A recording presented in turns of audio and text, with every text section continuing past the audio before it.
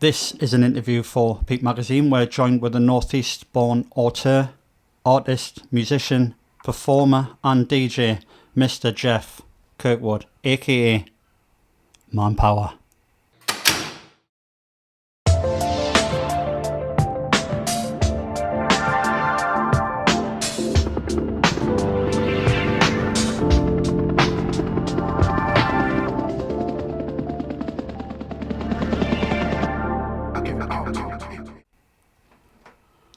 Very good. Mate, how's things? We've been trying to hook this up for ages, but we're finally here. We've finally got to sit down.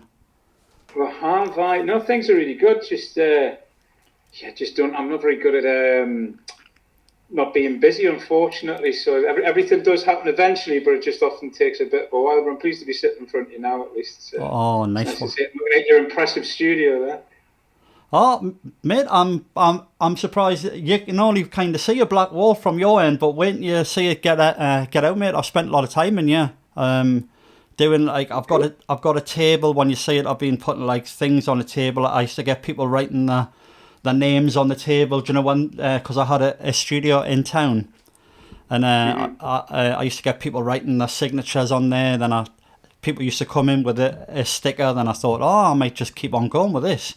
So now I've like the stickers completely on. I've got stuff from like watching like Body Count, Ian Brown, Ice-T, Public Enemy, Guns N' Roses. I'm just looking through there, just all things that I've like collected, you know. There's quite the intersection of rock and roll and hip hop there when you said Body Count and Guns N' Roses into Ice-T. So yeah, you can definitely see where your tastes are there in that case. Loads of diversity there, mate.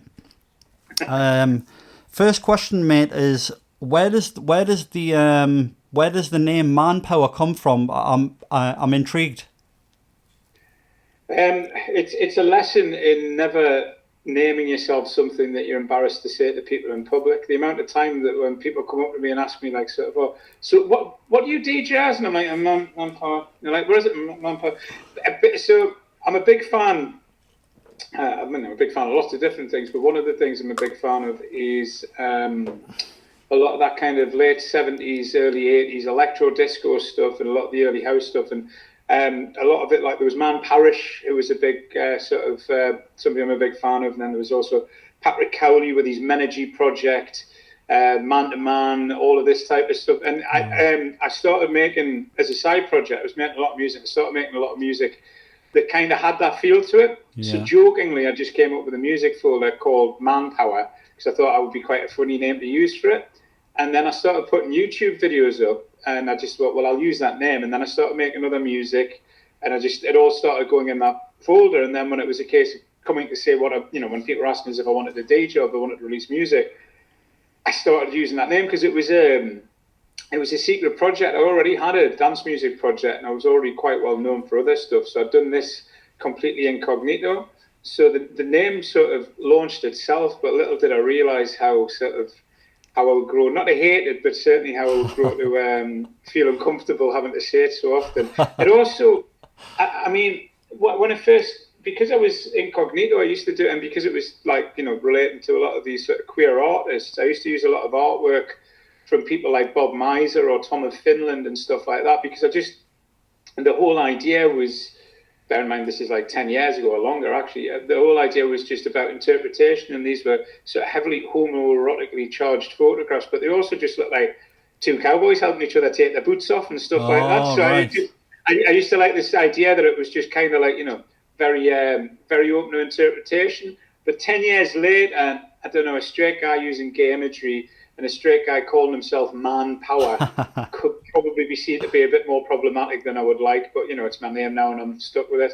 I can't explain it if anybody ever asks. But I don't know, sometimes it's nice just to have a name where you don't have to explain it to people, I guess. But I haven't got that luxury. Mate, I absolutely love the name. You've been going for a while as well, because I've seen that name like from a good few year ago. And I'm like, who's MANPOWER? Like, who's this like MANPOWER guy? It's a decade with this project. So if I count the date when it existed as sort of in the real world, I guess would have been when I set up the Twitter account. And I set up the Twitter account in March 2014. Ah, yes. Sorry, March 2013. And I think the first music came out in 2014. Oh no, tail end of 2013, the first music came out. First singles after remixes were 2014, and the first album was 2015. Yeah, it's a weird one, actually. I've been talking to a few people about this, that when you first start out and you have maybe your first brush with fame or notoriety, or people start being a bit interested in what you're doing, you kind of, you're swept along by this new energy, because there's a lot of people out there who like what the new thing is, and they end up being the people who really sort of power whatever direction you're going in. And I think for a while, if you're new, you think, oh, wow, this is what it's going to be like forever, and you get really excited about it. But because these people like new stuff, eventually you stop being new and then move on to whatever else next new thing is. And that's when you have to start thinking more about what you're doing and sort of like, what drives your projects and all that. But 10 years in, what I've discovered after I'm in my 10th industry, after 10 years, there's now an old energy that kind of pushes you instead, which is people are just into you because you've been around for ages and like you've got some kind of legacy figure thing. So now I'm enjoying, I guess, my third act. I'm enjoying having sort of old energy and legacy energy and sort of, young people looking amazing. Because I'm going to be doing this for like, in some form or other, for 20 years. So I've gone from having this nice kind of like, oh, he's new, who is he? To like, oh, this guy, he's been around a while, like you say. So quite enjoying that, to be honest. Oh, nice one, mate. I think we've got a mutual friend, Skev. Ah, yeah. Yes, because I've interviewed Skev probably last year now, and we were chatting about you, and I think it was late last year, and I said I've been trying to track you down, and he was like, oh yeah man, like Geoff, he's a good friend of mine. He used to DJ at the Cosmic Ballrooms. Well, I mean, Skev gave me my start. There's like 100% Skev sort of. I think he gave a lot of DJs a respect, a start in some form or another. So Skev back in the day, he used to have North Bar. When I met him, he had North Bar. He had a venue called Camp David, which was amazing because it was sort of back then it was a queer-friendly venue, which, I mean, now just everywhere's a queer-friendly venue, and it should be. But back then, the concept of not being a gay bar, but not being a straight bar, was quite novel, and it was just made for an amazing night out. But he had Nice, which had been running, and I used to go to Nice when it was back at Rock Shots, which is a club that closed decades ago now. And then they moved it to a club called Planet Earth and renamed the club the Playrooms for a short while. And then I didn't hear anything about it. I went away and lived in Australia for a bit, and I came back, and I kind of, for whatever reasons, I kind of dropped out of society, and instead of working in like a steady day job, I found myself just bar jobs and flyering and just going out all of the time. And that was when they'd reopened Nice at a club called the Stage Door, which was the oldest club in Newcastle. And that's now the Cosmic Ballroom. So they went on to kind of redevelop it and turn it into the Cosmic Ballroom, which is obviously a really well-known club around the country, if not the world now. But I remember when they first started it there, the parties that they used to put on, it was like, it wasn't a million miles off a social club, or like, I don't know, or off like a 1960s strip club. Yeah, really. I've been there a few times. Pools and everything. Yeah, exactly. But it just, I don't know, I've always been attracted to those parties that feel like they're taking place where they're not supposed to be. So so I worked for him at North Bar and doing bits and bobs, and then I started DJing from Camp David, and from Camp David they took on a new venue called the Red Rooms, and they kind of sent me over there, and I DJ'd and ran that for them for a lot of years. And then I started playing for Nice, and I started playing for Nice in the upstairs and playing sort of what I was really into, with like funk, soul, rarities, weird stuff, just, hip hop, loads of things like that. And I don't know, I was getting back into house music at the time, and I gradually found myself playing more and more house, and sort of moving from being the DJ upstairs into being the main room DJ downstairs for a lot of years. But it was like, we've had our ups and downs, mainly my fault rather than his, but I would say that Skev is a fantastic person, and like I really, I should go on record as saying I pretty much owe him everything. I wouldn't have been able to move into doing this to any degree or any level that have been possible without him, specifically him, not him and others, but specifically him, giving us the opportunity and giving us the start. So big up Skev, like. Oh, wow. If anyone's watching this interview and they're wondering who Skev is, it's actually Paul Skevington, and we've done an interview with him about a year ago now, quite in depth. We'll chat about how he came about, his entrepreneurial pubs and his ambitions for club nights. And if you want to check that out, that's on the channel. I want to talk about you had an artist residency at the Sage, and then your orchestral arrangements with electronic music, field recordings, archive material. I actually seen this on the Sage YouTube channel, and I was wondering. I was quite blown away by it, because it's something that I wasn't expecting to hear or see, and I was just wondering, as I was listening to it, was this an autobiographical piece with the arrangements, and was this somehow connected on a personal level to yourself? The project that it's part of 100% is I'm best known as somebody who makes dance music, but obviously I've got quite broad taste, and I'm into just being creative in general. And sometimes, because dance music, when done properly, is quite a narrow field. It's just music to make people dance to. That's the clue's in the title. So after a while, there's not that much stuff you can kind of load into it, but I still try to, and I would try and put sort of more clever, creative, or personal ideas into it. And all I was doing was I was just making the dance music not as much fun. So eventually at a point I was like, well, do you know what it is? I'll just make a completely different type of thing, do a completely different type of project, and see what comes out of it. So I started this project called Bedwetter. The reason I called it Bedwetter was because I used to say experimental music was music for bedwetters. Just to mock it, quite good tongue in cheek, obviously. Yeah. So I thought, well, if I'm going to be starting to make it, I need to own that. So I called myself Bedwetter, the ultimate bedwetter maker. So I don't know, it was kind of the deal with writer's block. So I did a load of this kind of stuff for no purpose other than the actual absolute joy of making something, like the feeling of creating.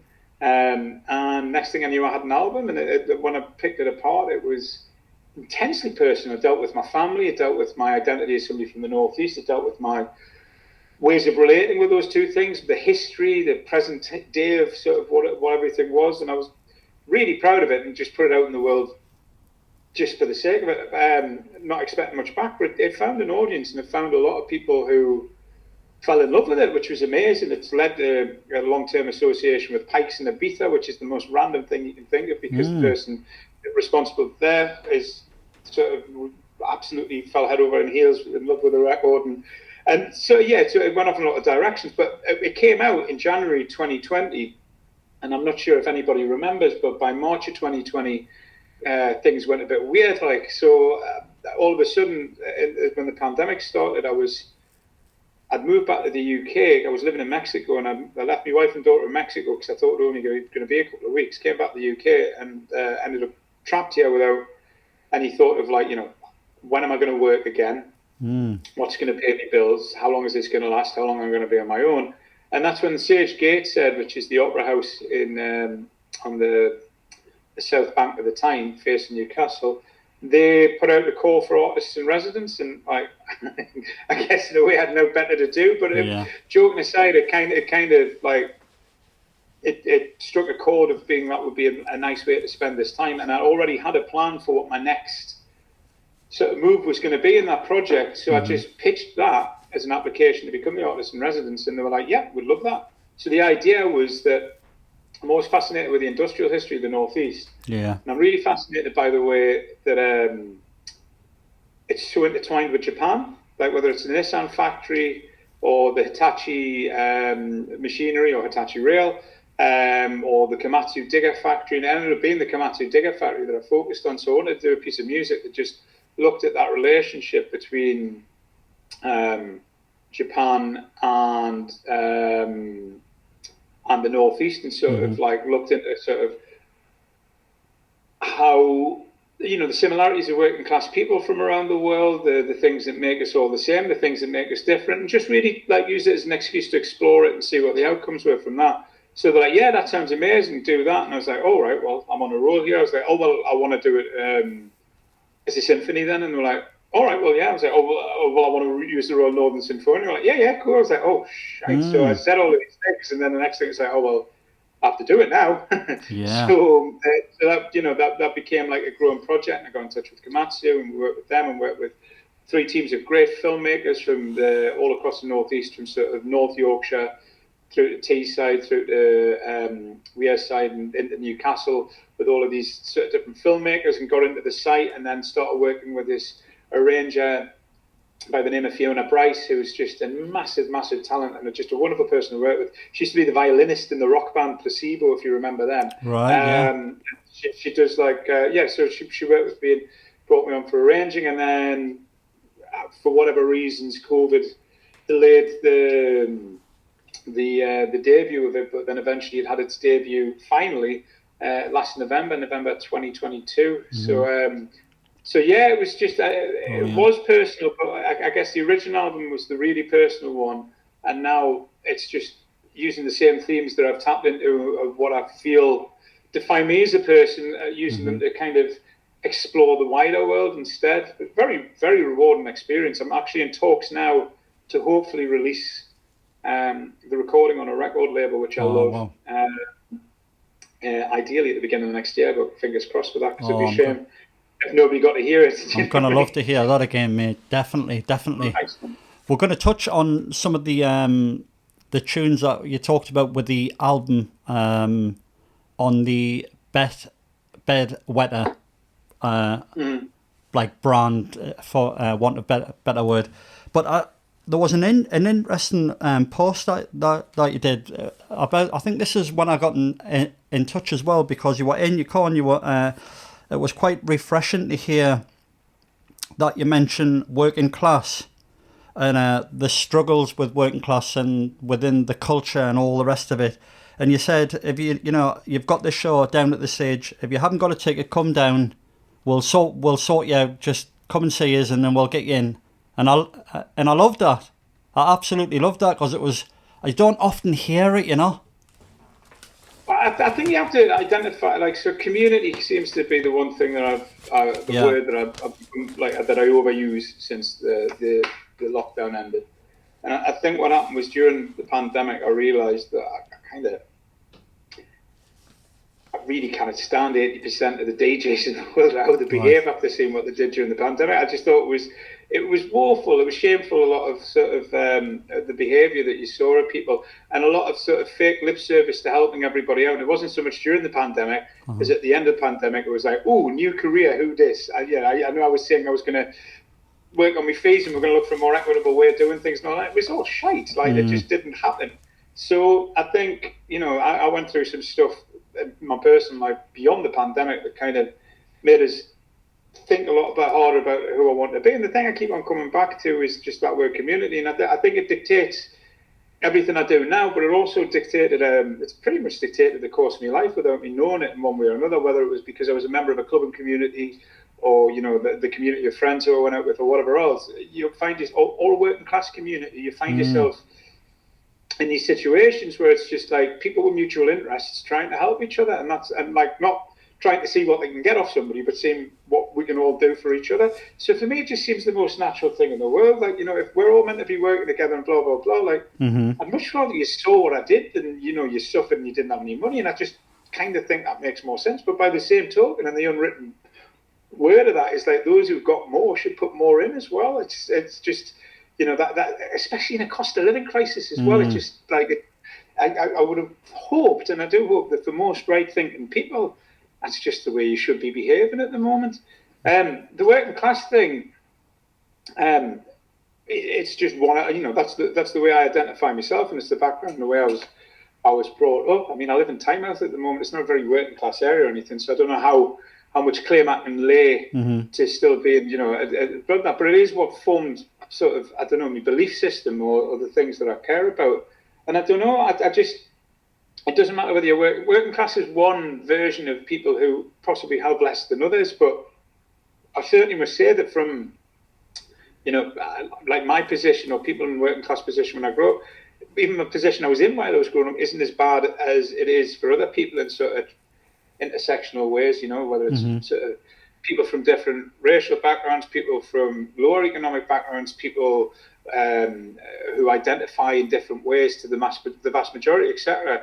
I think all of us, for one reason or another, have a shit time of things, and I think I'm just interested in things that sort of like make those times less shit, whether it's going out having a dance, or whether it's all coming together and doing something to support each other, or you know, whichever way you want to look at it. Kind of dictates my day job. It dictates how I work with the record label, and it's just, you can do it both ways. Do you know what I mean? You could be completely self-centered if you want. I don't think you do any better or worse. It's just, it doesn't help other people at the same time. That's all. So if you've got the option of going one way or the other, might as well do the pleasant route. That's all. Yeah. I mean, I'm still like, I've still got my claws into this kind of, I'm going to move away from this, but I just want to ask a couple of more things about, you alluded to the idea of like a perceived thought of the art world has like opened its doors to someone from our world, and then you're obviously referring to the working class, which is like myself, yourself, and it's like, and I'm just interested. Have you seen like a massive cultural artistic shift within the North East with working class people, you know, getting up and not being browbeat by, I don't want to put this big hate thing going on, but I've experienced it, and I'm sure you have, about, you know, the middle class in the city have got the keys to certain establishments. I agree with this, but can I offer something that I think people kind of tend to neglect as well? I think the biggest barrier, the biggest barrier for me as a working class person getting into artistic pursuits was the community that I came from, and it was the other people, and it was, you know, my grandparents who raised me, God love them, and my mother, and all of these other people. They come from a background where it was impossible to imagine, because of the things that you mentioned, and because of just, you know, sort of rigid social structures, and sort of, you know, the need, especially when we were an industrialized region, when everybody had to kind of pull their weight and look after each other. I think it was quite a dangerous thing if, like, you know, 99% of everybody says they're working in a factory, and somebody says, "Oh no, I want to make charcoal drones for the rest of my life." Do you know what I mean? Well, like, I'm gonna ask about this. The rest of the family might starve. So, do you know? Yeah. I don't think that's the landscape anymore, but I think the attitudes took probably a little bit longer to change than the reality did. So I think, you know, for me, even going to university, I was solidly had that kicked out of us until I didn't go to university until I was 33. And even then I only did a year of it. That's a different story. But I think all of those things, it's not so much that that people say that we can't do it. It's that there's, in a lot of situations, there's an inherent instilled opinion in ourselves from our environment and from when we were growing up that we're not capable of doing, that it's just not permitted for us. And yet there is an establishment, and yet it is, you know, there's still, you know, it's still harder for people from less advantaged backgrounds to access that. It's still harder from people from, you know, who don't go from a traditional route. It's also, the other thing is, if you're not from as well off a background, you don't have the space to fail at these things. Whereas I think if you are from a middle to upper class background, then, you know, you have the safety net to go like, well, yeah, you know, such and such isn't making any money at the moment, or young and is sort of, you know, out there in the world, but we can afford it. Just let them. We'll send them off to Venice and then to Paris. Do you know what I mean? Whereas with here, it's like, well, you get a job. You'll start, get a job. Do you know what I mean? So, you know, all of those things do exist, but there are some really great things in the UK particularly, and in England particularly, that are looking to support people. And a lot of these organisations are weighted in favour of people from less advantaged backgrounds now, which I think is great. A lot of them are weighted now in the last few years, actually, in favour of the North East, because, it's necessary, because it's just a reaction to the fact that they weren't looking after these areas for so long, but it was so London-centric. It's not perfect, and I have a lot of issues with a lot of the ways it's done, but I'm glad it's there, and I'd rather it was in this position than not at all. But I think the idea is that if you are doing anything like this, or if you are doing anything that, like, where you can do that, you just, like, once you walk through the door, you just keep your foot in it so everybody else can sneak in, whether it's breaking into the back door of a nightclub, or whether it's sort of side dooring your way into the art world. So that's just my attitude towards anything. And I just think, like, yes, one, it is running against an establishment and sort of an established way of doing things. And yes, there have been elements of that. And I mean, I'm still encountering that to some degree. Mm-hmm. But major thing that I think is more of a positive rather than negative thing, which isn't so much saying like, let's fight these guys. It's more like looking at the other people from backgrounds like mine or people who have a harder time of access than mine and just saying like, look, it is possible. Like the spaces are here for us if we decide to go for them. We might have to work a little bit more, but it's worth it. And look, if I can do it, you know, an acid house DJ can do it, then I'm sure anybody can if they really want to do it. They just have to go for it. And I think that's the abiding message that I would like to put out there. Yeah, of course. I mean, a friend of mine once said, like a few years ago, he's like, well, he was referring to me, which is strange, and he was like, well, you're like middle class now. And I was like, how is that? And he's like, well, your job, where you live, at AYZ. And I was like, nah, mate, you've got it all wrong. It doesn't matter if I'm a billionaire, I'm still going to be working class. And I think he was quite shocked, and he said, because his first argument was because you've been to university, because you've got a good job, because you where you live. And I think a lot of people take things on face value, and it's like, I think someone else said it as well, but I think when you become a social climber, and then you kind of drape off your roots as a working class man, for instance, it's not gonna change me, for instance. It's probably not going to change you. You will always be working class, no matter how much money you make, how popular you're going to get, or how popular you are. You will always be working class. Would you agree with that, Geoff? I mean, yeah, we're all a product of our environment, and I think that's for better and for worse. It's something I'm very proud of, sort of my background and where I come from. But I imagine most people are, do you know what I mean, who have different backgrounds to me. So I don't think that's any great indicator of it either. But I think there's two of the things.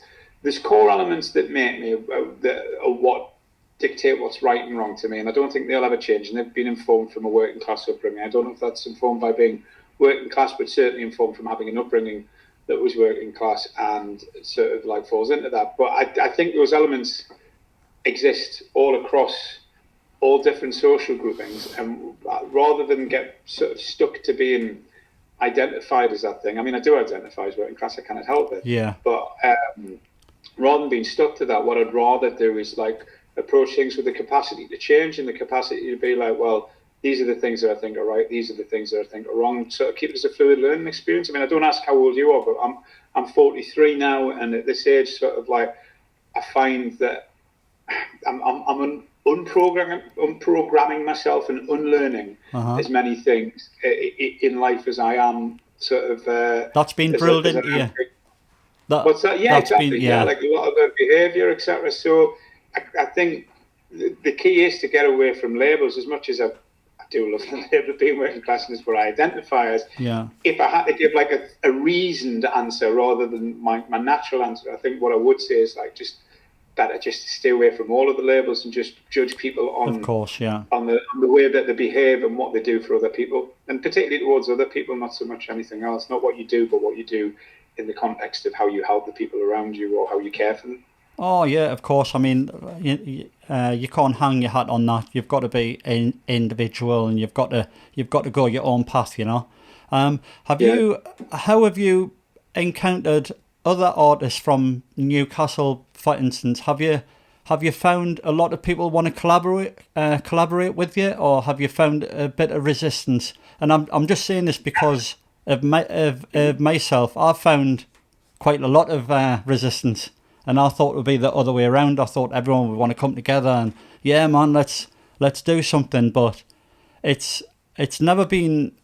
I used to sort it when I first came about with Peep and all the rest of it. But now it's you kind of know what the people are going to say. So I kind of don't ask anyone now. But because of the history of people just want to do their own things, and I get a great sense of not many people want to come together in Newcastle, and I'm interested to know what's your perspective on it. Have you felt the opposite, or what? I've got an unusual sort of position amongst all of this, I think, because I've been hanging around for so long. I mean, even just doing events in Newcastle, you'd be able to talk about like an 18-year history of me sort of being involved to some level or another, and sort of doing it to a reasonable degree even before the manpower stuff. So I've always, not always, but for longer than not, I've been in a kind of position of some kind of seniority.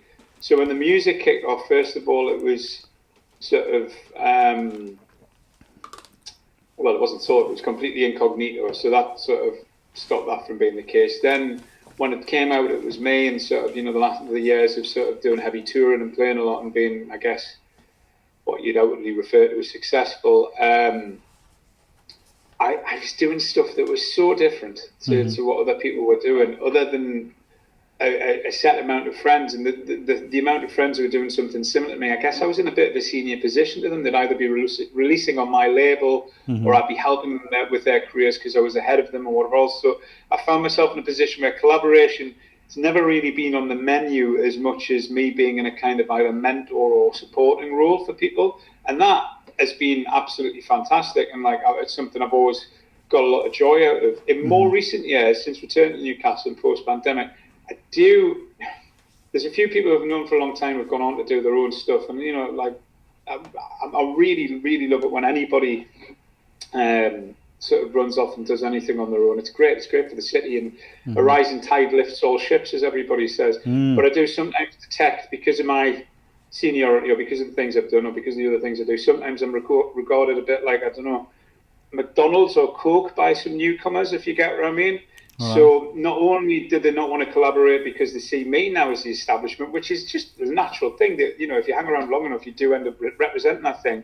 But they also may, despite being friends or, pleasant acquaintances over the years, they may even sort of, I don't know, set themselves up in some sort of form of opposition to me, but I can't blame them. I mean, if you're coming through and somebody's the thing that you see ahead of you, it depends on your mindset. Sometimes you have to say that is the thing that you need to take down to create your own space. The only thing I hope to realise is that, like, in 10, 15 years, they're going to be sitting in the same position as me, and having the same issues with the youngins coming through. So, goes round and round. I've got enough of a worldview to kind of not take it personally and just then, take a little bit of a chuckle from it. But I can imagine it probably can be quite hard to collaborate in such a small city. And I don't mean Newcastle, I mean the North East in general, as much as we tend to think of Newcastle's being the centre of it, but it's not. I mean, I'm doing great stuff on the coast, as much fun as I've ever done in Newcastle at the moment. But I can see that in a small space like that, like collaboration versus sort of competition is quite hard. It was always the same with club promoters years ago as well.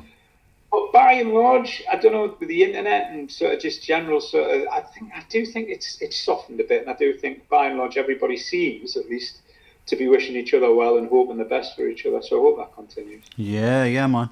Are you still involved with World Headquarters? Because you were doing something there. I'm just interested. No. Right.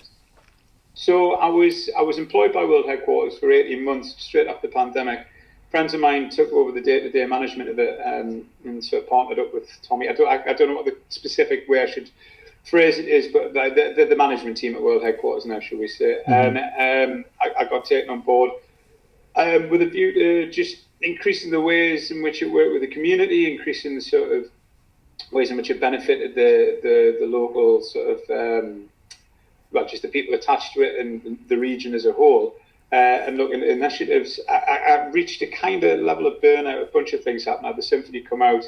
My dad passed away, sadly. I had the tail end of some really dire family stuff, etc. And then, so I decided just to take a step back from it back in November last year. Right. But they're still doing loads of amazing stuff. And as it happens, a couple of things that I put into place while I was there are now about to happen coming soon. So one of them's been ongoing for the last 6 months, which is we're working with the North East Autism Society, and I'm leading for World Headquarters in a course called Autism Activists. Oh, yes. I'm just working with a bunch of autistic young people, just finding ways in which sort of, like clubbing, but just basically which way they can sort of nightlife industry can enrich their world, and which ways it can bend around what their needs are. Just it's a bit of a learning experience for both sides, to be totally honest. And that's proven really valuable for all parties, especially me, because I'm really getting loads out of it. And then we applied to the Youth Music, I can't remember which fund it was now. I want to say Accelerator Fund, but I don't think that's where it was. But one of the Youth Music, which is an amazing organisation that just put, there as a funding body for projects that work with 8 to 24-year-olds. And we, Trailblazer Fund, that's what it was. So we successfully, with the plan I came up with for the Trailblazer Fund, which is basically funding me to deliver a course on behalf of World Headquarters, where we're going to identify 3 exceptional DJs from underprivileged or underrepresented backgrounds. And I can give a long explanation about how it'll work, etc. But the short version is we're going to find people who would find it hard to launch careers but deserve them. And all we're going to do is use ours at mine, World Headquarters, and all of the people we know, use our networks, our resources, our capabilities, and our platform, and the way that we can lift them up to give them the best possible launch pad for their career. Wow. And really turn over the things that you wouldn't normally have in that position. I mean, if you're part of an old boys network, or you're part of one of the big cliques, that's very easy. But like, this is for people who don't naturally fall into those spaces, but really deserve it. So all of the things that they're not equipped with, we're going to try and equip them with it for 18 months, and hopefully at the end of it, they'll not just have like sustainable careers, they'll have significant careers is the hope about it. So we'll be delivering that over the next 18 months, which is really excited. And then they're just friends of mine, so we constantly find ourselves.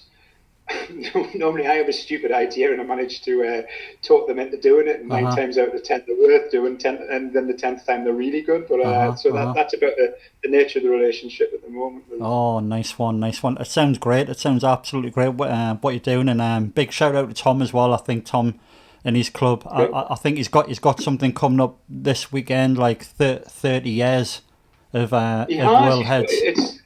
So this weekend's the neighbourhood get-together that they've got on in the Newsman Festival. They've got Mr. Scuff playing, plus a bunch of really strong local sort of heads. It'll be really, really good for them. The Friday's a ticketed event. I think it's selling really fast for them.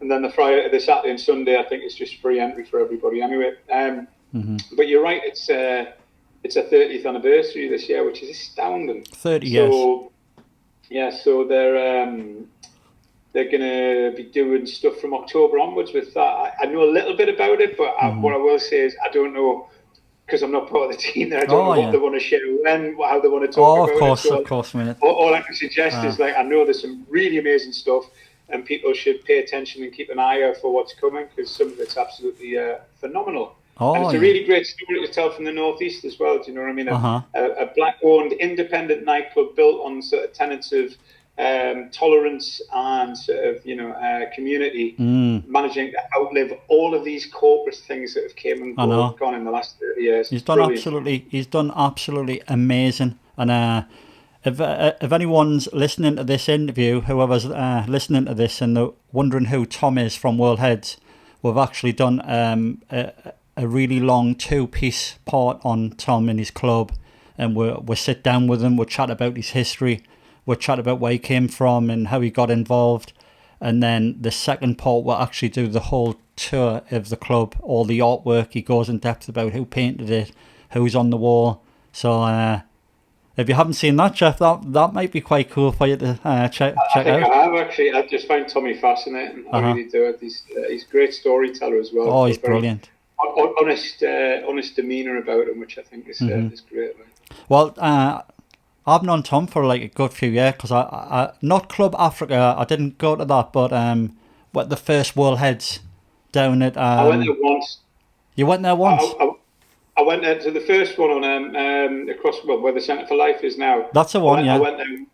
I went there once to show off to a girl, and what all done that, mate? Intimidated by how cool everybody was. I used to go to Pornona a lot. That was amazing. Yeah. But yeah, it was. I've got some great. I just couldn't get my head around it. I mean, I must have been 21 at the time, so I was on the younger end of going as well. Oh, I used to go there every week, religiously. Just absolute great place, great people, great music, great owner, great doorman. Yeah, Like, yeah. yeah, I you used know, to drink at the Trent a lot. The Trent House I used to yeah. love. Well, there was a guy worked there. Was he called Ant? Yeah, yeah, yeah. Well, he was the manager of That's the Worldies for one. a long time as He well. was great as well. It's absolutely brilliant. But cheers, Tom, if you're watching this, because he watches some of me stuff. But big up to Oh, Tom. nice. I wanna chat about, because I'm really intrigued in this music. Bedwetter. And that album, Billy is Dead, and A Life in the Day.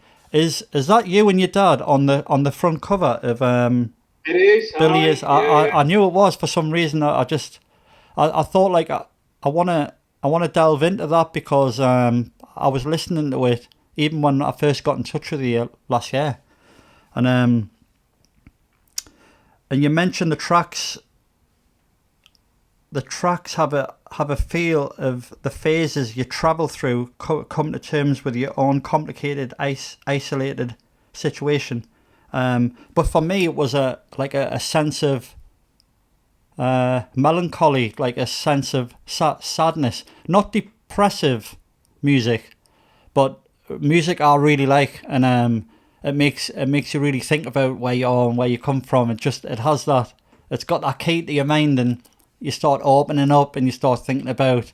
Because I seen the cover and I thought, I wonder if that's his dad, and I wonder if that's him. And then it stopped making me think about my dad, who Yeah. I haven't had a relationship with, and I start thinking about him, and I wonder where he is and all the rest of it. And it's really great when music does this to you. And I don't know if that's your intention but yeah, man. It's not. So the intention is that. I mean, it is the intention. It's the outcome that you want, but it's not something short of being a psychologist or a psychiatrist where you can provoke it, or you can figure out a way of provoking it in other people. But what you can do is you can create a situation where it's more likely to happen. In the same way, like, you know, if you laugh, the person looking at you will laugh. If you cry, the person looking at you will start to feel sad, etc., etc. The way to approach anything like that is just try to get as honest and as in your own feelings, and be as raw and as open as you possibly can, and hope that in return that provokes the listener to do the same, whether it's examining where you come from, or more often than not examining where they come from. So Billy Miller's Dead, the one with my dad on the front cover, that I never went in that with any real idea of what I was exploring, and these are the things that came out. It was like, in the same way that a therapist sits there and lets you talk about yourself until you figure out the nature of your problem, or in the way that a lot of great songwriters write down nonsense and then reread it and realize that it means something to them. Like, that's all that was. It was an outpouring of loads of feelings, and then I could get my head around what it was I was saying, what it was I was doing, and it turned out that they were all of them, some of them with a little bit of a massage, but in general, all of them became very sort of razor focused on certain aspects or certain things that were really kind of important to us. And that was the first one, and that was you know, it was quite life changing to really go into it in that way. With the second album, A Life in the Day, that was a very different thing. I was isolated entirely during COVID, and I was losing my mind, basically. I was having a meltdown.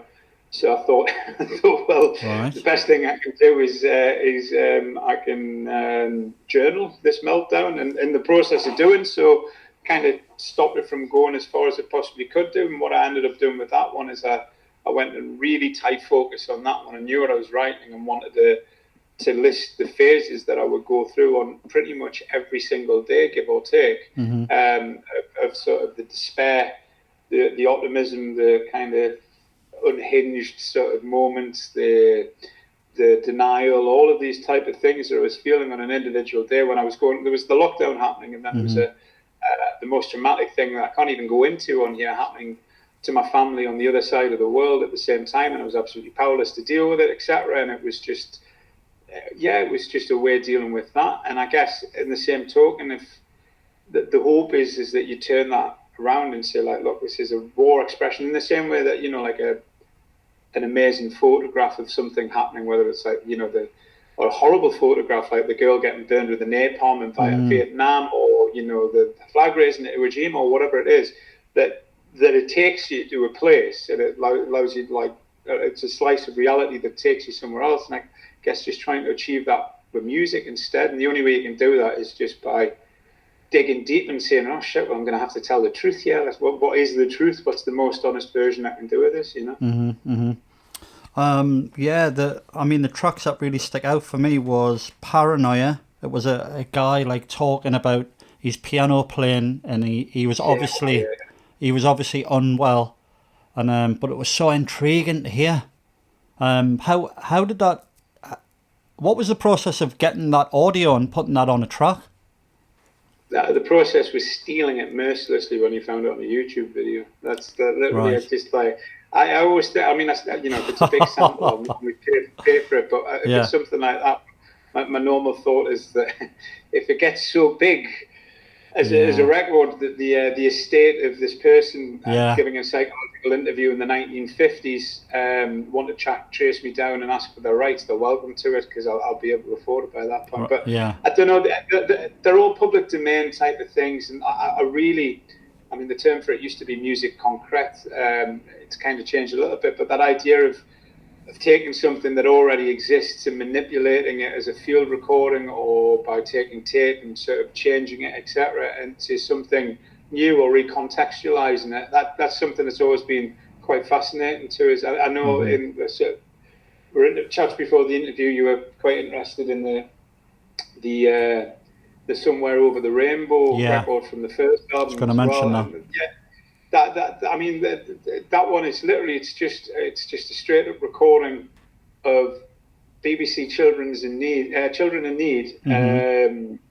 choir from Newcastle singing the song Somewhere Over the Rainbow, but just warped and subverted and manipulated. And my thought about it was that even if I can make it sound frenetic and sort of terrifying in parts and sad in parts and sort of ugly in other parts, the beauty of the sentiment in that track never disappears at any single point. Like the earnestness of the way that the children sing that, no matter how much you screw it up or pull it apart or whatever else, there's an element of soul or life or energy or something in the centre that's imbued into the actual recording itself, and you never lose that.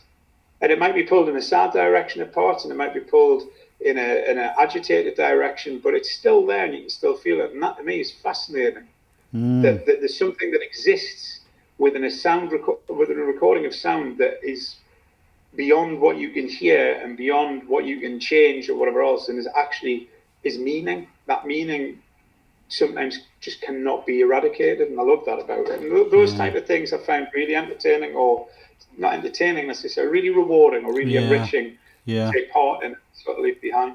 Yeah, I mean, one of my favourites on there is Calm, a routine. The routine safety of patterns. I love that.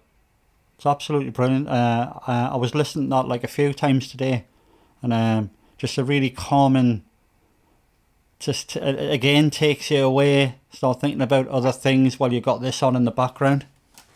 So I'm normally reluctant to sort of talk about sort of the explicit things about the song, but that one, like, so the idea behind it is that the thing that was keeping me sane during lockdown was having a schedule and things to stick to and things that didn't change and things that were identical and that things were familiar every day. You know, I get up at this time, I go for a run, I do the same thing for breakfast, I do the same thing, I'd clean the windows at whatever time, I'd water whatever else, and just keep to that type of thing to keep some semblance of normal life. So I just reapproached writing a piece of music from a pattern recognition point of view, and just overlaid sort of set routines and patterns into the song all the way through it to kind of give that same feeling of safety through a kind of matrix, I guess. So I don't know.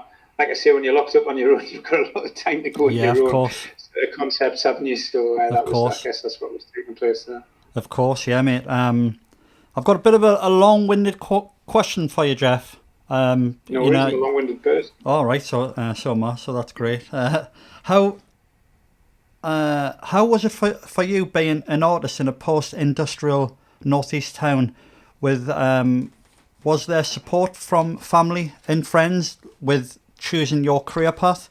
And I just want to, because I wrote this down, kind of onto the same thing I asked, but like when I grew up, there was this this like influence of being tough. Like, you've got to be tough. You've got to be good at a street fight. And like, oh, he's tough, and oh, don't speak to him. He's in brackets hard, and like, oh, he chinned him. These are all the words that used to come about when I was a kid. That's all you heard in school, when you go home, in the street, from all the people that you know, like all the people who I used to grow up with. And there was this need to be tough and accepted within a community. I mean, it is of a time as well. And then, but there was absolutely no interest in education, or like being artistic, or reading, or putting an eye on your soul, and like getting your imagination going, and drawing like in a sketchbook or something. And then it was all this emphasis on being tough and being hard, and who he can chin, and who he got chinned off. And I've always talked about this with my friends, and I'm just wondering, and I hate to come back to class again, but in a middle class, upper class household, these themes and motives would have been like kind of non-existent. And I just feel that if the narrative changed a bit and focused less on being tough, because who cares anyway, there's always someone harder than you. If the narrative had changed, and upbringings could have been like, oh, look at him, or look at her, she's doing great at art, and she's doing this, and she's read that book now, and she's reading like really well. These are not the narratives that were heard or spoken about when we were kids. And I'm just wondering, can you empathise with that, or when I'm talking that? It's identical to, like, I grew up in Battle Hill in the 90s. I thought, yeah. More than Battle Hill. And so, Swan Hunter shut in 1991, so that was the shipyard that employed the entire town. And yeah.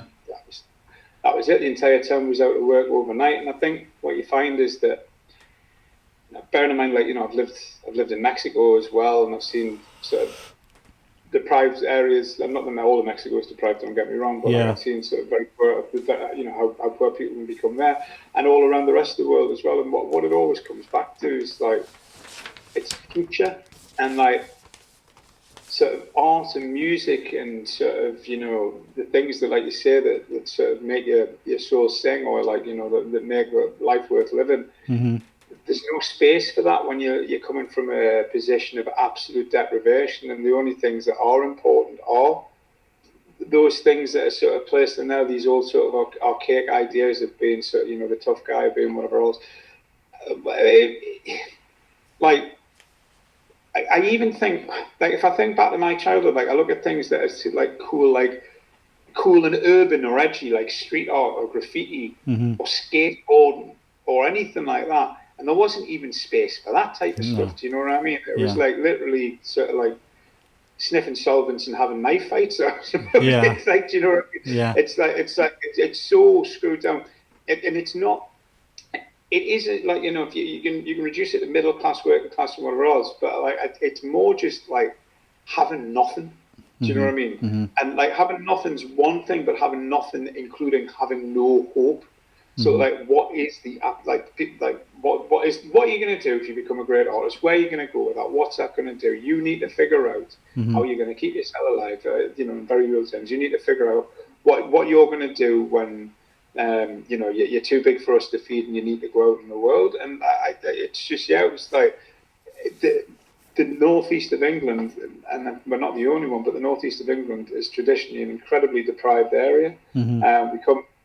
We come either from deprived areas or living adjacent to a deprived sort of existence. And like, people have got lower horizons, but it's because like the access to education, the access to having your horizons broadened just isn't there. Like, what is, like, literally, for 90% of the kids I went to school with, their argument was like, why are we learning physics? Why are we learning physics? Why do we need this?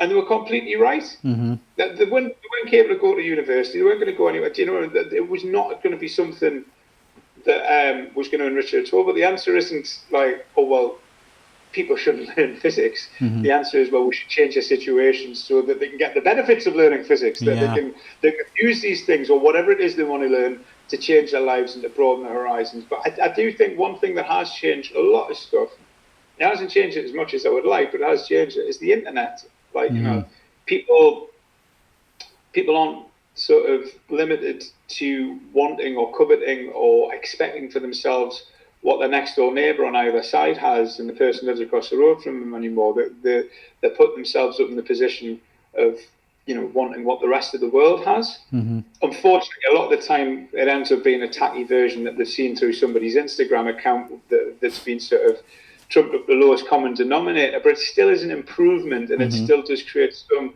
broader level of sort of diversity and some kind of aspirationalism. But I just think, like, really all it needs to be is people's ambitions, people's desires, people's wants should be scaled up. But to be scaled up, they need to be possible. Like, you know, they should want more, but to want more, you should be in a position where if you want more, you're capable of getting it. And I think that's, again, I think that's society's thing to do it. And whether it's art or a higher degree of education, whether it's travel, whether it's anything like this, do you know what I mean? These are all things that I think you and I both have very, very similar background, upbringings by the sound of it. Yeah. Both things that it's like, you know, it took me,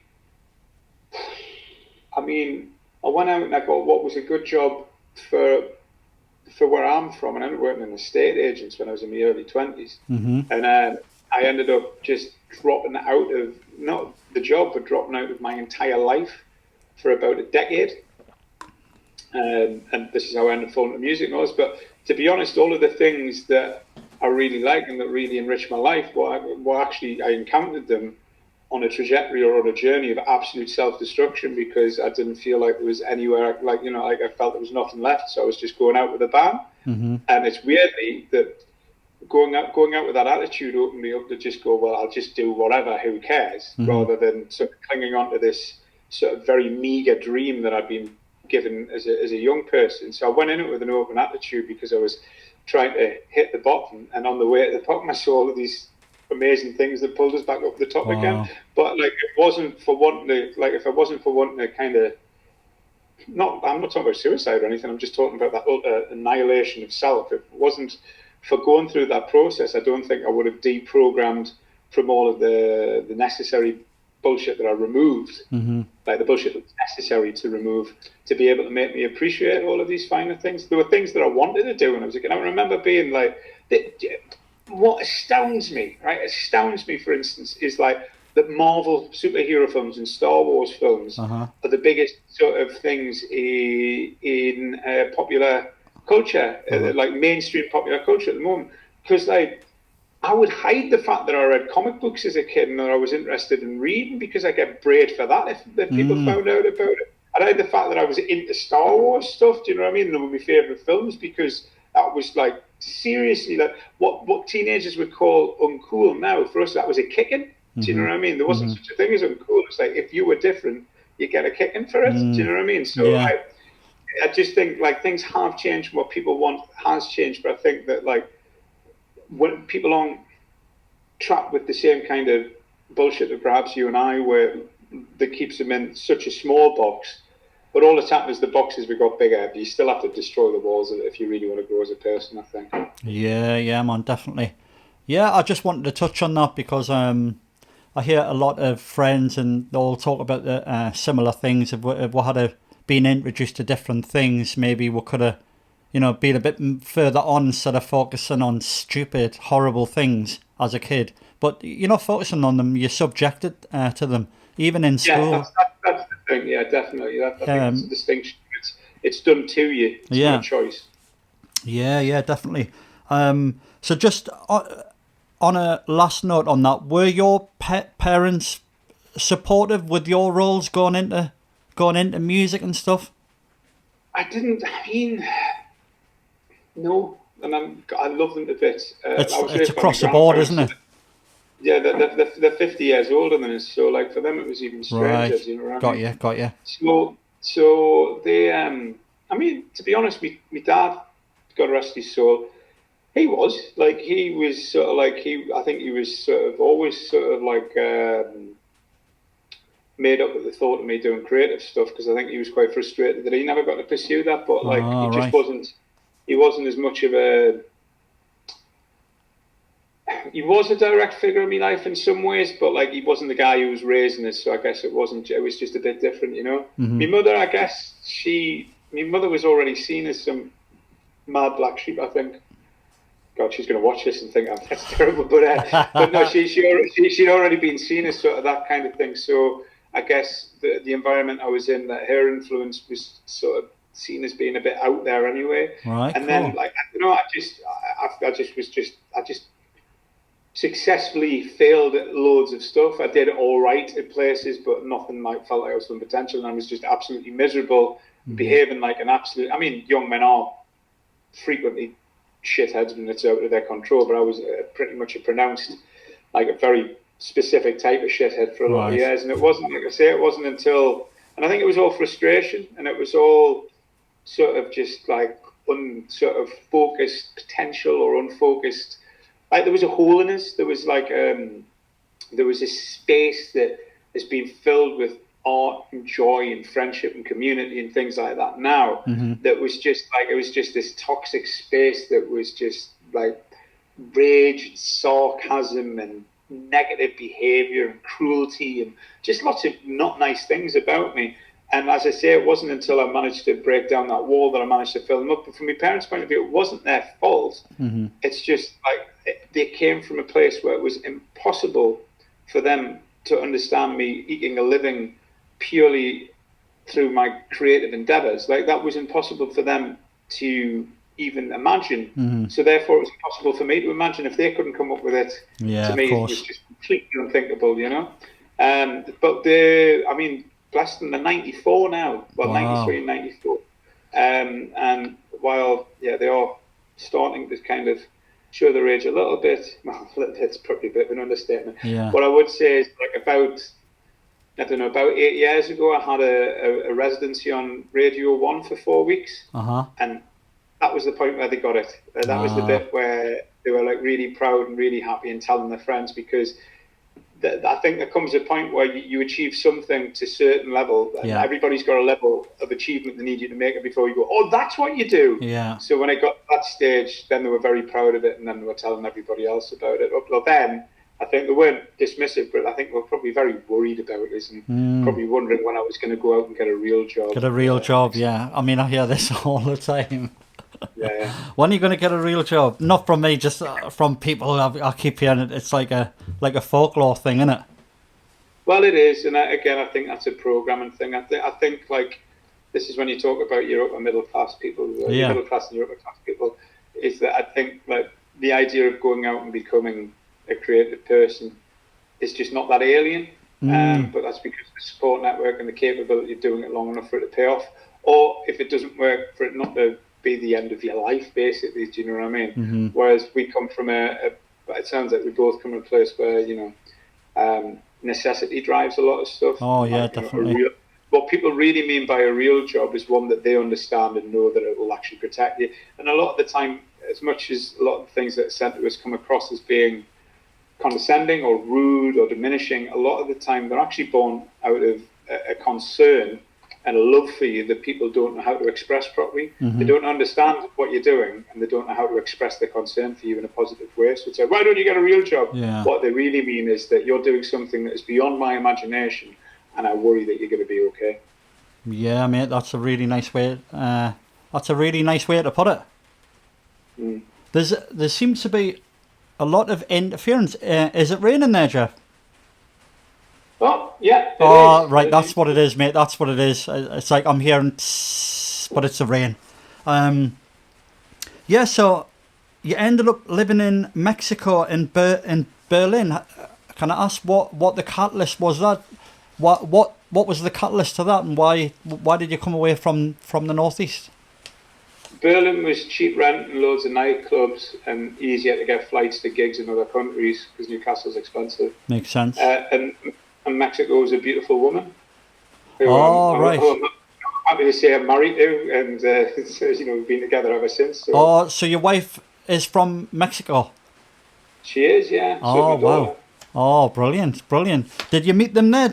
You went over there as work and you met them there? You met your wife? For a gig. Yeah, I went there for a gig in 2014. Wow. First time I'd ever visited. First time I'd ever done a tour out of Europe, and I hadn't been gigging around Europe for that long by then. And like literally the first time, I don't know, fell in love with the first girl I kissed on tour, basically. But wow. I'm glad I did. She was absolutely stunning. So, and best thing that ever happened to us in my life. Well, her and so at the time she had a 3-year-old daughter, who is now my 13-year-old stepdaughter. Wow. Yeah. Absolutely brilliant, mate. I'm pleased to hear that. No, it was, it kind of, I mean, so when the MANPOWER thing kicked off, I was 33/34. So I think my decision-making process, now all of a sudden I've got access to traveling around the world and playing big gigs and getting paid more money than I'd ever been paid before, and like, you know, having my horizons broadened in all of these amazing ways. I think I was at least in a position to be able to receive that, because if that had happened to me in my 20s, I would have been unbearable. I wouldn't have enjoyed or taken any of it in, and I would have made some really bad decisions, and it wouldn't have lasted very long. So yeah, I don't know, maybe there's a lesson in saying that things come to you when you're ready for them rather than when you want them for them. Yeah, definitely. I was just going to say, you've been DJing all over the world, and what is next? What's next for MANPOWER? What have you got your eye on next? So I've taken the next few. Normally I'd be in a festival this weekend, but I'm doing a gig in North Shields instead, which I'm really excited about. Yeah. Sold it out in 3 hours, with just a kind of got a nice crew community down the coast here, so it's really rewarding doing that. So instead I'm staying here for this, because I was in Glastonbury and in Ibiza over the last few weeks, and I've been doing a lot of work in London, so it's just nice to be back in the region just to spend time with family. So I've got that there this weekend. The following weekend I'm actually away on a family thing, so that's the other thing I took off this month, because it's my dad's birthday, the first one since he died, so I'm taking his widow away to Mallorca, where they used to live. But so that's me sorted for July. August, I'm doing a vinyl back-to-back special with a guy called Diz in Newcastle, who's a fantastic DJ, and I just like the opportunity to have a night playing only records every now and again. And then I'm shooting off to Japan for a couple of weeks, and while I'm in Japan, I've got gigs in around Southeast Asia, including Singapore, Ho Chi Minh City, which used to be Saigon, and Shanghai, which is my first time in mainland China. I'd love to go to Shanghai. Doing all of that. I've never been. Yeah. I'm really excited about it. And then I'm also meeting up with a bunch of cultural organisations in Japan to work on the next phase of the symphony work, which will be really good fun.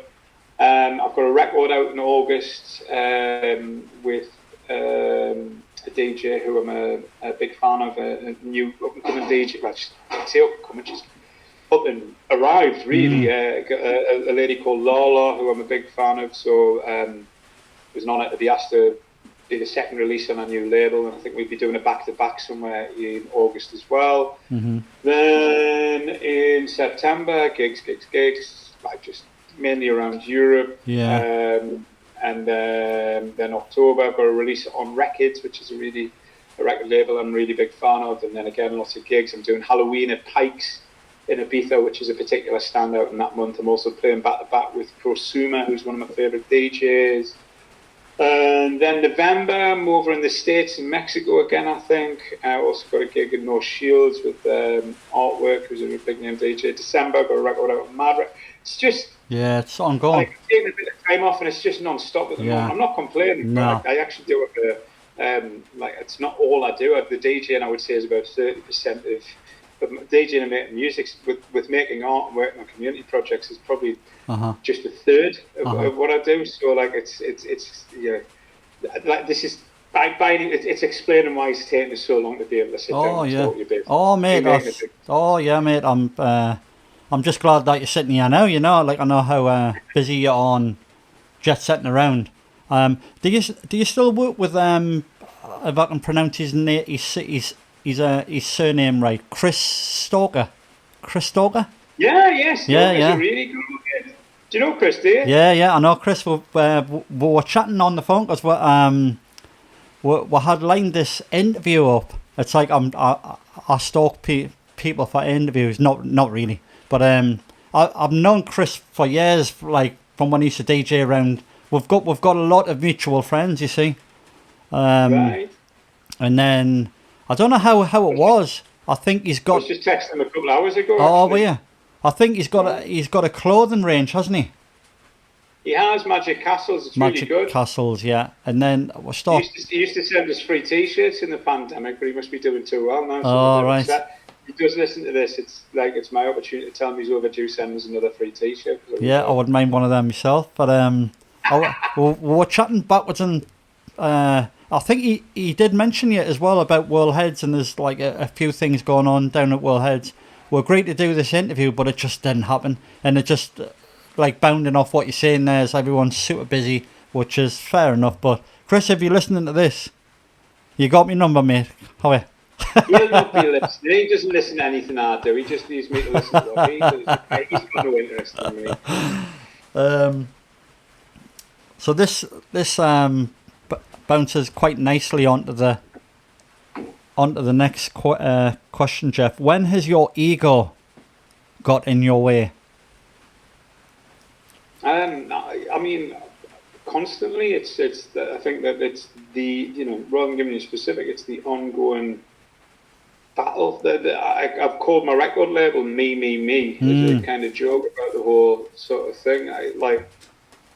When you first start getting successful, everybody goes, "Oh, they've changed," and it's all, they think they're so important now. And half the time they're right, because it does happen to you. You can't help it. But I think if you do anything creative, what you're actually doing in most cases is you're putting a piece of you out there, and especially if you're the name behind it. What you're saying, it might look like you're saying like my work, but my work is an extension of me. So what you're really saying is like me. Yeah. And when people don't, that's quite hurtful. So what you end up doing is you find yourself in a position where you go, well, maybe if why don't I design something that will make people like me? Why don't I make something so that people like me, so that I'm successful, so that I do well? And that's when you make pure shite. That is like literally when you make the worst work. So my ego has got ahead of me every time I've made something that isn't very good or anything that I'm not very proud of. It's because my ego has made it. Not like that. My ego has made it for the outside world. My ego has made it because it's scared of getting bruised and it wants to be liked. Whenever I've trapped into sort of truth or authenticity, that's when the good music or the good art or the good output or the good anything comes out of me. But anytime my ego gets involved, it's about how I'm perceived. It's about how I'm liked, how I'm loved, how popular I'm going to be, how well something's going to do. And honestly, it depends how you judge your own stuff. I'm sure a lot of people work on that basis and are very happy with what they make. But for the type of things that appeal to me, the type of things that make me want to be involved in stuff, second the ego is a part of it, then it just all falls apart. Wow. And then one last question, mate, and then we're done. But it's been absolutely great chatting to you. I always ask this with my guests and all the people I chat to. Is there a part of a movie that has had a profound effect on you, and something that you always remember, or something that you cannot watch again? Yeah, it's that easy. So I've mentioned this a bunch of times, especially when I'm asked to do an influencers thing. So when I was 6, believe it or not, there was a movie on the night time that I'd seen, and my grandma pointed it on. It was on after my bedtime. I think it was on something. It was on stupid late, like 11 or something like that. Or went on into sort of, I don't know if you remember, ITV had like this thing called Nighttime or Night View or something like that. Oh, yes. And it had a black cat. What? Yeah, man. Exactly. I remember that. Exactly. I was just about to say that it had the black cat. So it was on that. It was quite dark, wasn't it? The film's got Han Solo in, and she mentioned the name of it, and I'd seen that it had been serialized in the Star Wars comics I used to read at 6, so I was like, please take that for me. So she taped it overnight, and I used to come home for, well, I guess I must have come home, because I did come home. I was in first school, obviously at 6. 7 at the most, but I'm fairly certain I must have been 8 at the most, but I think I must have been about, maybe between 6 and 8 years old, because the more I think about it, I must have been a bit older. So she taped it, and I started watching it on my lunch break before school, just like, well, go and watch a telly, and and it was Blade Runner. Blade Runner.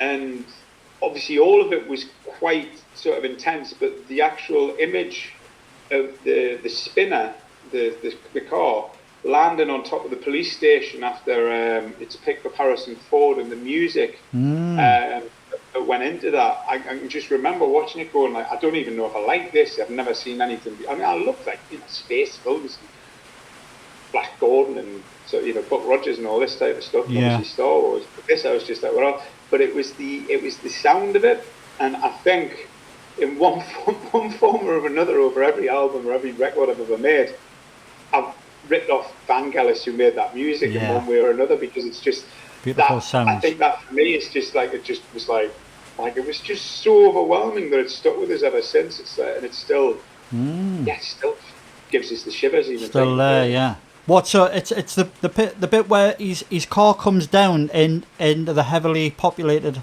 city, or when it takes off. At the beginning, he gets picked up by Edward James Olmos's character, and he gets taken in to see the police captain. And it's just it's just that scene where he takes him to see the police captain. It's just yes. It's just it's just magical, like, and it goes all the way through the city, and you get the flyby and looking at all, and then just lands on the top police station. Ridley Scott's a master, isn't he? It's the really loud part of the Blade Runner theme music, I think. Obviously, you've had it beforehand, but this is like when it really sort of opens up. Well, isn't Ridley Scott from North Shields? South Shields, sorry. Incidentally, the guy, I don't know his name now, the actor's name. He was in Blade Runner. He was the second detective, who you maybe mentioned. He was like quite eccentric with a mustache. Edward James Olmos, Mexican actor. That's the one. Brilliant actor, absolutely brilliant. He was also in Miami Vice. He was in Battlestar Galactica. I know of that recently as well. Like the update of it. He was Crockett and Tubbs's boss. Right, I didn't remember that. Again, Miami Vice, I remember because of the Jan Hammer music and all of the master B-side stuff.